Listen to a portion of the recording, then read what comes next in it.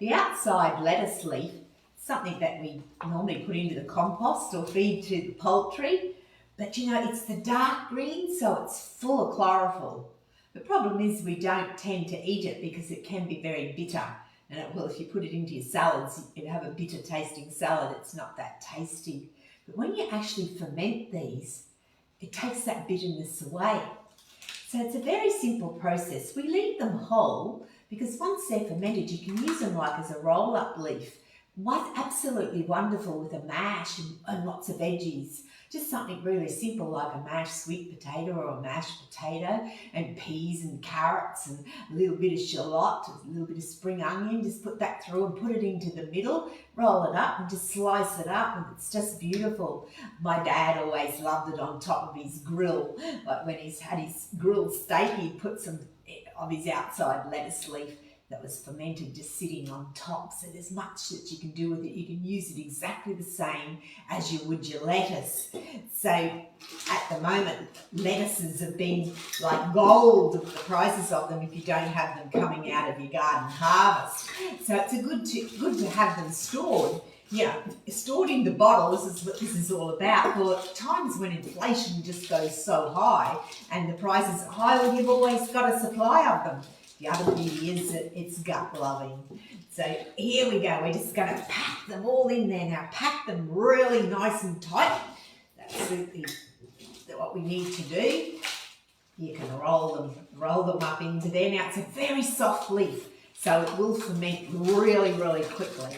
When I say quickly, like about 2 to 3 days. Your cabbage leaf, like that we use in a sauerkraut, 4 to 6 weeks to ferment that because it's a much thicker leaf.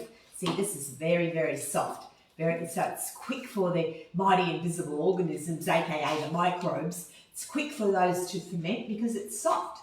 So what they do, their job is they eat out the sugars and the starch.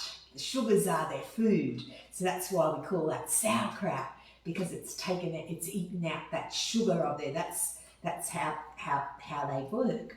So they're live. So that's why that takes longer. And you can see, well, you know that a lettuce leaf is very, very soft. So we're going to pack them in. Pack. And then we're just going to cover it with a brine. That's all you have to do. Just make sure that it's very, very tight. It's in there very tight. Get a whole lot of this in there. You need to leave a little bit of space at the top for your bubbles so that they can expand up there. Not too much. Just about a half inch is all that we need in this particular one. We're going to put a glass weight to keep it all submerged. First, we're going to cover it with a brine. Now this brine, you can see it's cloudy, it's got a colour to it. That is come out of the garden. That's bok choy. Bok choy comes from the cabbage family and it's neutral in flavour, so it won't affect the taste in any way, and it has some salt. So I work with about 1 tablespoon of salt because our temperature's nice at the moment. So one tablespoon of salt to about 1 litre of that bok choy juice. And you just make sure that that is totally submerged, that brine has totally covered it. By using that bok choy juice, it gives it a nice start because anything from the cabbage family, the fermentation process loves. So there we go.